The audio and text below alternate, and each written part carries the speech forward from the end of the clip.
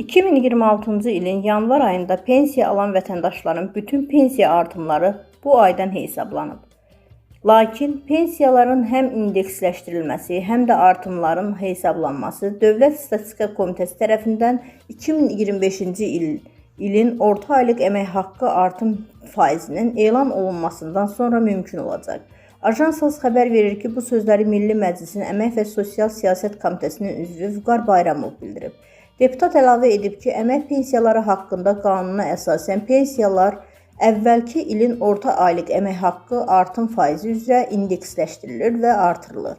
Bu baxımdan 2025-ci ilin ilk 11 ayının yekunlarına əsasən orta aylıq əmək haqqı 9,3% artıb.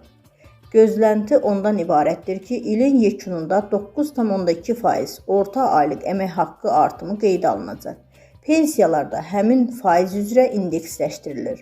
Dövlət Statistika Komitəsi rəqəmləri elan etdikdən sonra Cənab Prezident tərəfindən pensiyaların indeksləşdirilməsi ilə bağlı sənəd imzalanır və beləliklə pensiyalar və pensiya kapitalı artırılır.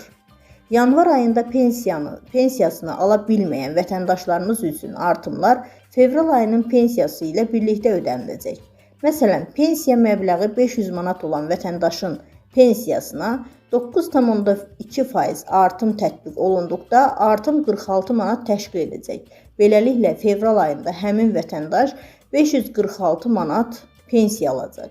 Mart ayından etibarən pensiya 546 manat məbləğində ödənilməyə davam edəcək. Qeyd edək ki, yanvar ayının artımlarının fevral ayında ödənilməsi artımların yanvar ayına şamil olunmaması demək deyil. Artımlar yanvar ayından etibarən hesablanıb və yalnız ödəniş fevral ayında həyata keçirilir.